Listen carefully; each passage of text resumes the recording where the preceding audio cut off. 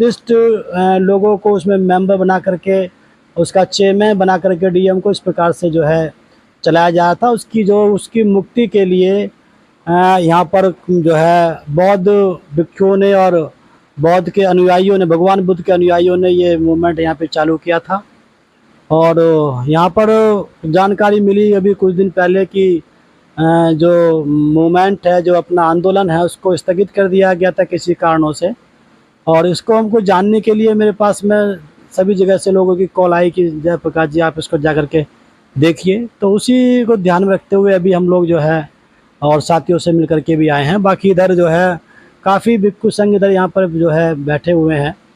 जो लेकिन बताया जा रहा है कि एक समय ऐसा था जब यहाँ पर लगभग 5000 लोग यहाँ पर जो है पहले हुआ करते थे, लेकिन अब मुश्किल से 40-50 लोग हम लोग यहाँ पर मौजूद हैं। तो इस बात को लेकर के पूरे देश में ये एक चिंता है, एक सोच रहे हैं कि भाई आखिर क्या वजह है, उसको जाना जाए। तो उसी को जानने के लिए हमारे बीच में भंते प्रज्ञाशील भंते जी हैं, जो कि इस महाबोधि बुद्ध विहार की जो कमेटी होती है उसके आप जो है चेयरमैन भी रहे हैं, उस सेक्रेटरी भी रहे हैं उसके आप, क्योंकि चेयरमैन तो शायद डीएम साहब रहते हैं, तो सेक्रेटरी आप रहे हैं। तो काफ़ी कुछ जानकारी है इनको, साहब को, भंते जी को, इस बारे में। तो उसके बारे में मैं निवेदन करूँगा माननीय भंते जी से कि थोड़ा सा बताएं, हमारे दर्शक साथी जो है सब जानना चाहेंगे आपसे। और जो भी कोई किसी प्रकार की प्रॉब्लम आ रही हो किसी प्रकार की, जिससे कि पूरी दुनिया में ये मैसेज जाएगा, तो जिसका जो ड्यूटी बनेगी वो उसको निभाएगा। तो मैं निवेदन करता हूँ माननीय भिक्षु संघ को कि आप अपने बारे में थोड़ा बताएं, इस धरने के बारे में बताएं। ये जो बोध गए थे अनागारिक धम्मपाल जी श्रीलंका से आए थे, उन्होंने ये महाबोधि विहार का आंदोलन चलाया। बोध गया के महंत ने उस पर जो कब्जा कर रखा था, तो वो लड़ाई लड़ते रहे, प्रिवी काउंसिल लंदन तक के गए, यहाँ गया में भी मामला चला था। तो सरकार ने देखा कि ये जबरन ये महंत का कब्जा जो है गलत है, ये बौद्धों का स्थान है, उसकी मैनेजमेंट बौद्धों के हाथों में होना चाहिए। तो अनागारिक धम्मपाल जब जीवित थे उस समय उन्होंने तो काफ़ी देश विदेशों में इसका फैलाव किया और दुनिया के लोगों को बताया कि स्थान बौद्धों का है, लेकिन बौद्धों के हाथों में नहीं है। तो उस समय में ब्रिटिश राज था।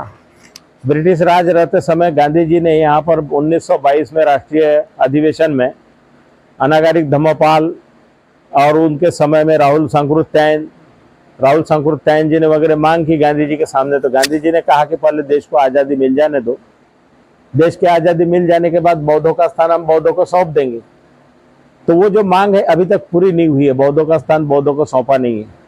अनागारिक धम्मपाल जो 1933 में गुजर गए, उनके स्थान पे देवपुरी वली सिंह जो थे वो सेक्रेटरी थे। और ये महाबोधि विहार के मामले को लेकर के कमेटी बनी थी डॉक्टर राजेंद्र प्रसाद के नेतृत्व में। ये जमीन का भी मामला था। ये महाबोधि विहार की जमीन अनेक राज्यों में हजारों एकड़ में रही है।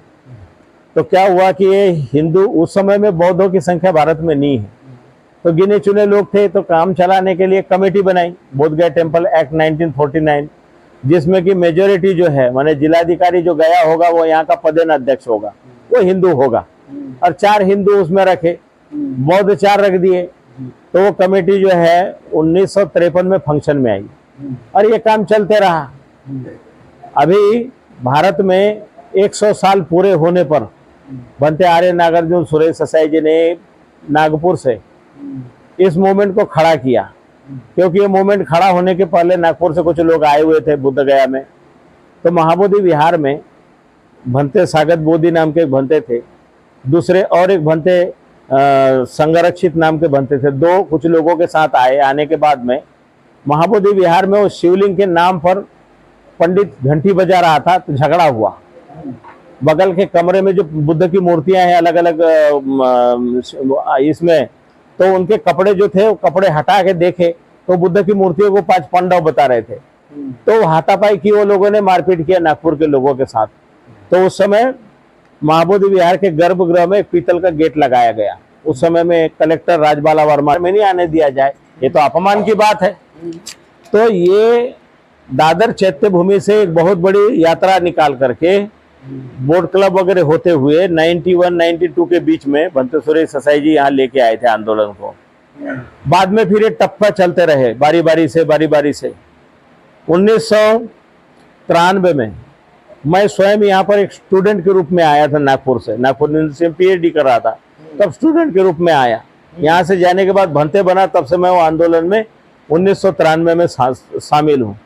तो 1995 में यहाँ पर 86 दिन तक के धरना चला महाबोधि विहार के सामने।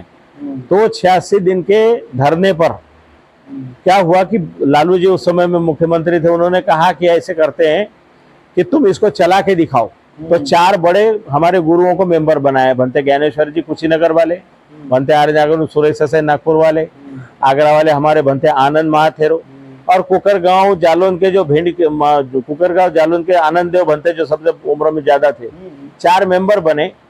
4 लोगों ने फिर मुझे वहां पर भिक्षु प्रभारी बोल करके नियुक्त किया कि यहाँ डे टू डे देखभाल के लिए। सुपरिटेंडेंट बना 1997 में मुझे पोस्ट मिली। हमारे लोग दिल्ली में जंतर मंतर पे धरना दे रहे थे 18 महीने। कांशीराम जी ने जो आमरण अनशन भंते सुरेश ससाई जी का जूस पिला करके तोड़वाया था। उस समय इंद्र कुमार गुजराल की सरकार थी, इंद्रजीत गुप्त होम मिनिस्टर थे। तो केंद्र सरकार राज्य सरकार के 7 चीफ सेक्रेटरी लोगों के साथ डेलीगेशन की बैठक हुई। तो उसमें वो लोगों ने कहा कि बराबरी तो भागीदारी हिंदू बुद्धिस्ट की। अरे हिंदू बुद्धिस्ट की भागीदारी है, अध्यक्ष तो हमेशा जिलाधिकारी गया ही रहता है, कभी तो काम है। महाबोधि महाविहार का ट्रांसपेरेंसी, डोनेशन, ये वो सब काम किया। बाद में यहाँ पर जो ज्यादा विकास देखने लगे तो फिर वो जूता चप्पल कांड हो गया। मैंने जूता चप्पल अंदर जाने से रोका था। बहुत से हजारों दिए जलते थे महाबोधि विहार के, वो बोधि ट्री के नीचे प्रदूषण होता था, उसको हटाने की वजह से। और मार्केट हटाया था, महाबोधि विहार के गेट के सामने मार्केट था, बस अड्डा वगैरह वही था। तो वो सारा हटने की वजह से यहाँ काफी लोगों से विवाद हुआ और सारे दुश्मन बन गए कि भाई हमारे यहाँ दुकानें हटा दिए, ये कर दिए। तो दंगा फसाद जैसे भी स्थिति हुई, इसलिए 2001 में हम लोग वहां से निकल गए। 3 साल की कमेटी होती है। तो अभी भंते सुरेश ससाई जी जो थे उसमें मेंबर रहे, काफी दिन तक के रहे। ज्ञानेश्वर जी मेंबर रहे। बाद में क्या हुआ कि सरकार ने माइनॉरिटी कमीशन में भंते सुरेश ससाई जी को दिल्ली में रख दिया। रख देने के बाद में आंदोलन धीरे धीरे ठंडा होते चला गया। हम लोग अपने स्तर से चला रहे थे, लेकिन अभी क्या हुआ कि 20-22 साल के गैप के बाद बंगाल के जो बुद्धिस्ट लोग हैं, बंगाल में बुद्ध जयंती की छुट्टी नहीं थी, तो बंगाल के बुद्धिस्ट लोगों ने अलग अलग संस्थाओं ने कई बार कोशिश कर ली। तो बंगाल के एक चीफ मिनिस्टर थे, उन्होंने बोला कि यहाँ बंगाल में जो है जितने पागल कुत्ते हैं उतने तो बुद्धिस्ट की आबादी भी नहीं है। तो जो पारंपरिक बुद्धिस्ट लोग हैं, जो बरुआ है, चकमा है, शेरपा है, तमांग है, बहुत लाखों की संख्या में बुद्धिस्ट लोग हैं बंगाल में। तो उन लोगों को बड़ा बुरा लगा। तो उन लोगों ने सब मिलकर के मेमोरेंडम इकट्ठा करके और सब इकट्ठा होके मुख्यमंत्री जो है उनको, दूसरे एक मुख्यमंत्री जब थे तो उनको ले जाके मेमोरेंडम दिया। 430 मेमोरेंडम दिए। ऐसे हमारे आकाश लामा जो जनरल सेक्रेटरी है ऑल इंडिया बुद्धिस्ट फोरम के, जिन्होंने धरना बिठाया ऑल बुद्धिस्ट ऑर्गेनाइजेशन को इकट्ठा करके, तो बताते कि हमारी जीत वहां हुई संगठित होने से हुई, अलग अलग होने से नहीं, या कोई नेता करे ऐसे नहीं। ऐसे ही ये बुद्ध गया का महाबोधि विहार को भी संगठित शक्ति से हम अपना कानून जो है पुराना निरस्त करा करके रहेंगे। तो उसी के लिए काम कर रहे हैं हम लोग। तो उस कानून में भंते जी क्या प्रॉब्लम है? जो 1949 का जो एक्ट है उससे प्रॉब्लम क्या आ रही है? वो कहाँ से? ऐसे है कि वो संविधान के आर्टिकल 13 में लिखा हुआ है कि संविधान जिस दिन लागू होगा उसके पहले के जो कुछ भी धाराएं है वगैरह वो सब समाप्त शून्य मानी जाएगी। तो शून्य मानी जाती है। लेकिन ये गया का जो बुद्ध गया टेम्पल एक्ट जो है यहाँ, वो अभी तक के जिंदा है, वो निरस्त हुआ नहीं है। उसी के द्वारा यहाँ का मैनेजमेंट चलता है। तो गया जिलाधिकारी यहाँ मुस्लिम नहीं बन सकता, गया में ईसाई नहीं बन सकता, लिंगायत नहीं बन सकता, जैन नहीं बन सकता, पारसी नहीं बन सकता, माने माइनॉरिटीज का कोई भी व्यक्ति जिलाधिकारी नहीं बन सकता। इसी की वजह से चेयरमैन बनेगा। हाँ, तो चेयरमैन बनेगा। तो ये एक प्रकार से संविधान का मजाक है। जब लोकतंत्र है कहते हैं, जहाँ जात धर्म लिंग भेद किसी के साथ नहीं किया जाएगा, तो ये बोध गया टेम्पल एक्ट अभी जो खत्म वाला एक्ट जो है अभी जिंदा है। उसकी वजह से गया जिले में जिलाधिकारी वो एक विशेष धर्म का ही बिठाया जाता है। तो एक प्रकार से एक बहुत बड़ा अन्याय है। सही बात है जो है। तो ये लोकतंत्र के साथ अन्याय है। तो इसलिए लोकतंत्र बचाना है या लोकतंत्र को लागू कराना है या भारत के संविधान को लागू कराना है, तो ये 1949 एक्ट खत्म किए बिना गया जिले में ये लागू नहीं होगा। और महाबोधि विहार का जितना भी डोनेशन आता है इसका दुरुपयोग होता है। यहाँ पटना में महावीर मंदिर है, और पटना के महावीर मंदिर कैंसर संस्थान चलाते हैं। यहाँ तो कोई भी ना स्कूल है ना दवाखाना है, कुछ भी नहीं है। डोनेशन जो है सारा किसी की जेब में जा रहा है, किसी की जेब में जा रहा है, कोई संस्था लूट रहे हैं, कोई कुछ खा रहे हैं। तो इसीलिए मिसमैनेजमेंट को खत्म करके बौद्धों के हाथ में व्यवस्था होगी तो बौद्ध वर्ल्ड क्लास का यहाँ से यूनिवर्सिटी चला सकते, वर्ल्ड क्लास के हेल्थ सेंटर चला सकते, बहुत कुछ लोगों का कल्याण कर सकते, दान का सदुपयोग हो सकता है। तो इसीलिए मेन मुख्य मुद्दा है कि वो पुराना जो काला कानून है वो खत्म हो, बौद्धों का स्थान बौद्धों को मिले, जितने भी हिंदुओं के स्थान हिंदुओं के पास है, मुस्लिमों के स्थान का संचालन मुस्लिम कर रहे हैं, सिखों के सिख कर रहे हैं। लेकिन दुनिया में एक मात्र माने एक शोक माने दुखद बात है कि बौद्धों का स्थान है लेकिन मैनेजमेंट बौद्धों का नहीं है। बौद्ध अपने मर्जी से जाके वहाँ पूजा पाठ नहीं कर सकते, अपने मर्जी से वहाँ ये नहीं कर सकते, क्योंकि दूसरे धर्म वाले जो है वहाँ अंदर में कब्जा करके बैठे दबंगई चलाते हैं। और ये बम ब्लास्ट करा करके लोगों ने तो उस पर पुलिस फोर्स भर दिया, पूरा का पूरा बम ब्लास्ट करा करके पुलिस फोर्स भर दिया और सरकारी कब्जा करके दिखा रहे हैं। तो ये सारी बातें जो है यहाँ से हटनी चाहिए, उसी के लिए धरना चल रहा है। और इस धरने के माध्यम से क्या है, हम गांव-गांव के लोग जुड़ रहे हैं, सच्चाई को जान रहे हैं। वो गया बोध गया कि आसपास लोग क्या समझते हैं, बुद्धिस्ट माने विदेशी। हम लोगों को विदेशी समझा जाता है। मैं 30-32 साल से काम करता हूँ। बहुत से लोग रिक्शा विक्शा वाले पूछते हैं आपका हिंदी बहुत अच्छी आती है, आप कहाँ से? उनको लगता है कि मैं लंका से आया या बोलते थाईलैंड से आया हूँ। तो यहाँ लोकल के बुद्धिस्ट लोगों की अपनी पहचान, ये हमारी विरासत है, सम्राट अशोक महान की विरासत है, जो बनाया हुआ है हमारे बाप दादाओं की विरासत है। हमारे खेतों में जो भी निकलती है मूर्तियां वगैरह, तो लोगों को उससे प्यार नहीं, वो विदेशी समझते हैं, क्योंकि दिमाग के अंदर रंग नंबर डाल रखा है। हाँ, तो रंग नंबर को बदलने के लिए भी इस धरने से प्रयास हो रहा है कि तमाम हमारे जितने भी शाक्य मौर्य सम्राट अशोक के वारिस गांव-गांव में जो फैले हुए हैं, ये तमाम लोगों को जोड़ करके, और ये हमारी विरासत जो है जिस पे कब्जा करके बैठे, इसको बौद्धों के हाथों में लेना है और यहाँ का मैनेजमेंट ठीक ठाक करना है। बस हमारा वही उद्देश्य है। हमको ना कोई पद से मतलब है और ना कोई यहाँ के दान से मतलब है, उस दान का सदुपयोग हो। जी, बात ठीक है। चलो आप आए यहाँ धरना स्थान पे, बहुत बहुत साधुवाद। आपको कई साल पहले मैंने दिल्ली में, नागपुर में कहीं सुना है, देखा है।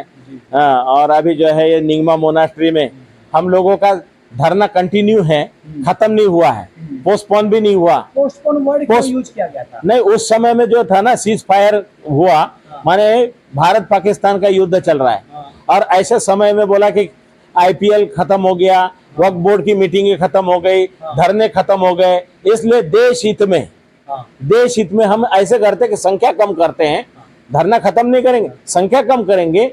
और जो जहां पर आवाज आई है, उन्होंने कहा कि यहाँ इंटरनेशनल एयरपोर्ट है और यहाँ आपके तंबू में कोई बम ब्लास्ट करा देगा, क्योंकि यहाँ ये सेना की बहुत बड़ी छावनी है, 2 बार महाबोधि विहार पे अटैक हुआ है। तो हम लोगों ने कहा कि ठीक है, हम संख्या कम कर देंगे, पोस्टपोन माने कुछ दिन के लिए हमारा सांकेतिक चलने दीजिए, जैसे माहौल बदलेगा तो हम आ जाएंगे। तो पोस्टपोन वर्ड किया था, स्थगित नहीं किया था।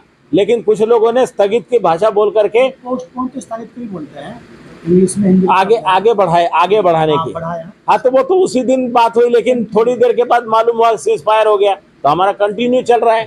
खत्म किया ही नहीं था। लेकिन कुछ लोगों ने जानबूझ करके अफवाह फैलाई कि धरना बिक गया और धरना खत्म हो गया, आकाश लामा भाग गया, प्रकाशशील भाग गया। अरे भाई, धरना बेच दिया, किसको बेचा, कितने में बेचा, किसने खरीदा? अबे तो सोचने की बात है ना।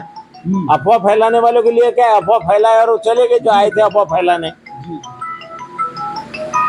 ये तो खैर एलिगेशन है, ये तो अलग चीज है। लेकिन यहाँ पर बनते जी की और सभी की बात बहुत जायज है कि भाई जब जो है मुस्लिम लोग टोटल चलाते हैं, नॉन मुस्लिम उसमें नहीं होते हैं। और दूसरा, जैसे बात भी जायज है कि अगर जैसे आरएसएस का मुखिया कभी कोई इन लोगों ने नहीं बनाया इधर से लोअर क्लास की तरफ से, और शंकराचार्य नहीं बनाया, और जब इस प्रकार से ये लोग ऐसा करते हैं, इनकी अपनी जो संस्थाएं हैं उनका ये नहीं बनाया, तो उनको इधर नहीं आना चाहिए। ये भी बात इनकी जो है जायज़ है। ये बात बहुत अच्छी बताई कि इस दुनिया का सबसे पवित्र स्थान जो है, जहाँ पर पूरी दुनिया के लोग आते हैं, जो अपना जिनकी जो अपना जो डोनेशन आता है, उससे वे लोग अपने बड़े-बड़े विश्वविद्यालय, शिक्षण संस्थान चलाते हैं, बड़े-बड़े स्वास्थ्य केंद्र चलाते हैं। लेकिन यहाँ पे इतना बड़ा जो है डोनेशन आता है, और वहाँ पर जो है वो पैसा जाता कहाँ है? कहीं ऐसा लगता है कि जैसे ये लोग विदेश में जा कर के तो ये कहते हैं कि हम बुद्ध की धरती से आए हैं, और वहाँ से डोनेशन लेकर के आते हैं बुद्ध के नाम पर, यहाँ पे आकर के दूसरी विचारधारा के लोगों को वो जो है प्रमोट करते हैं। तो कहीं ऐसा ना हो कि यहाँ पर जो भगवान बुद्ध के नाम पे जो पैसा आता हो, जो डोनेशन आती हो, तो उसके बाद में उस पैसे को ये आसपास के जो इन्होंने हिंदूवादी जो अपने इंस्टीट्यूट बनाए हैं, जो वहाँ पर आसपास मंदिर बना दिए हैं, सुनने में आ रहा है कि शिवलिंग भी वहाँ स्थापित कर दिया है, तो कहीं ना कहीं कि बुद्ध के नाम पे आए हुए पैसे को वो बुद्ध की विचारधारा के खिलाफ जो है वो इस्तेमाल करते हैं। तो बात इन लोगों की जो है सबकी जायज़ है। और जानकारी ये मिल रही है, अभी बंते जी ने बताया कि 1 तारीख से, मतलब ये मई चल रही है, तो 1 जून से हमको बड़ा स्थान जो है बाहर वो मिल जाएगा। और वहाँ पर जो है फिर से हम लोग जो है, जानकारी मिली है कि दिल्ली में जो है बैठक होने जा रही है बहुत बड़ी, जहाँ पर जो है टीम बनेगी, वहाँ पर लामा साहब भी वहाँ पर साथ रहेंगे। माननीय बंते जी उधर जो जानकारी मिली है उनको भी इनविटेशन आया है, तो ये सब वहाँ पर साथ रहेंगे। और उसके बाद में एक टीम बना करके इस पूरे के पूरे मूवमेंट को, आंदोलन को फिर से रीस्टार्ट किया जाएगा। और जैसे बंते जी ने बताया कि यहाँ पर जो है गवर्नमेंट जो है ज़मीन देने जा रही है, हमको अलॉट करने जा रही है, और फिर विधिवत तरीके से भाई हम उनको जो है इंटीमेट भी करेंगे, उनको हम परमिशन भी डालेंगे उनके पास में, विभाग के पास में, और उसके बाद विधिवत तरीके से इसको रिस्टार्ट किया जाएगा। फिर लाखों की संख्या में लोगों को यहाँ पे इनवाइट किया जाएगा, फिर जो है किसी भी प्रकार से इस बात को मनवाया जाएगा। बात जायज़ है कि जब इतने सारे कानून जो है 1950 के संविधान लागू होने से पहले जब उनको वायलेट किया गया है, तो एक वायलेशन इसका भी, ये भी रिपील, ये भी वाइड होना चाहिए। तो ये बात जायज़ है। हालांकि उसमें कुछ और इश्यूज हैं, उन पर कभी फिर बात करेंगे। तो बात जायज़ है। यहाँ पे काफ़ी मात्रा में यहाँ पर जो है लगभग 50-60 भिक्खु यहाँ पर बैठे हुए हैं, और हमारे साथ काफ़ी साथ इधर पहुँचे हुए हैं, जैसे कि शिवम खेवड़िया जी हमारे हरियाणा के प्रभारी बीमारी में से, वो भी आए हैं। और हमारे साथ में जो है विनय कुमार जी जो कि वाराणसी से हैं, वो भी हमारे साथ आए हैं। हमारे साथ में पासवान साहब जो यहाँ के जाने माने चेहरा हैं, जिनके हमें यहाँ पर आकर के आश्रय मिला, और उसके बाद में सभी लोगों को इन्होंने जो है यहाँ कोऑपरेट किया है, धर्म के नाम पर, समाज के नाम पर। और भी बहुत से साथी यहाँ पर पहुँचे हैं। आप सभी का बहुत बहुत धन्यवाद। किसी को कोई अपनी बात रखनी हो तो आप बता सकते हो, या आप सब सहमत हैं साहब की बात से? जी सर, एक बात में आप बंते जी हैं जो कि चंबल से हैं। जो मीटिंग हो रही है, हमें लड़ाई यहाँ लड़नी है, हमें दिल्ली नहीं जाना है। हम यहाँ संकल्प लेके आए, हम तो बुद्ध गया में हमने संकल्प लिया है कि हम जब तक ये बीटी एक्ट निरस्त नहीं होगा तब तक हम यहाँ छोड़ के नहीं जा सकते। ये मैंने कलेक्टर को भी बोला, एसपी को बोला, एसडीएम को बोला। हम दिल्ली क्यों जाएंगे? हम नेताओं के चक्कर में नहीं जाएंगे। एक घंटे नहीं बैठता है जो नेता जो हम दिल्ली में मीटिंग करेगा और हम यहाँ से वहाँ जाएंगे, ऐसा हम नहीं कर सकते। हम नहीं दिल्ली में जाएंगे। नेताओं को आना है तो यहाँ मीटिंग करें मेरे पास आकर के, यहाँ महाबोधि को छोड़ करके हम लोग नहीं जाएं। ये हमें दिक्कत है। हम नेताओं के चक्कर में नहीं पड़ते। नेता हर पार्टी में बैठे हुए हैं, जो कि सुरक्षित सीट से चुन करके आए। ये आवाज किसी ने नहीं उठाई, कोई भी पार्टी हो। एक आध आदमी ने पार्टी नेताओं ने उठाई ये बात, और वो आदमी जो इस बात को समझते हैं, जो बड़ी पार्टियां हैं, जो इसमें ये नहीं समझती हैं। क्या राहुल गांधी नहीं समझता इस बात को? क्या जो और पार्टियां वो नहीं समझती हैं, जो बीजेपी में हैं और अन्य दलों में हैं? वो रामविलास पासवान का लड़का है, और भी अन्य इस यहाँ का गया का सांसद है जो सुरक्षित सीट पर है, वो यहाँ शकल दिखाने तक नहीं आया है। तो हम नेताओं के चक्कर में नहीं पड़ते हैं। नेताओं की हम बात बिल्कुल नहीं सुनना चाहते हैं। हम तो अपने बलबूते पे, हम अपने, चाहे हमारी आहुति क्यों न दी जाए, हम यहाँ से लौट के वापस नहीं जा सकते। ये मेरा संकल्प है। और महाबोधि के अंदर तभी जाएंगे जब महाबोधि मुक्त हो जाएगी, तभी उसके अंदर जाएंगे। और नेताओं ने नहीं मानी तो उनकी धज्जियां उड़ाएंगे समाज में जा करके। कोई भी नेता हो, हम उससे कम नहीं है। हम भी नेतन के नेता हैं, हम भी धम्माचार्य हैं। मेरी बात नहीं सुनी जाएगी तो हम उनकी धज्जियां उड़ाएंगे। कोई भी दल हो जो मेरी बात नहीं मानता है, मैं नहीं मानूंगा उसकी बात। यदि हमें आपत्ति है, हम नहीं जाएंगे दिल्ली। तो जो है ये जो है उनका अपना कहना है, बात जायज़ है मेरा कि कहना उनका नहीं है, हमारे बात भलते जायज़ कोई है। नहीं जाएगा, सभी लोगों का कोई भलते नहीं जाएगा। इधर से उनका ये कहना है कि भाई सब लोग यहाँ पर आएँ, और ठीक है, सबका अपना अपना तरीका है। तो इसी के साथ मैं अपनी वाणी को विराम देता हूँ। सभी साथियों से हमने बातचीत कराई है। बहुत बहुत धन्यवाद। जय भीम, नमो बुद्धाय।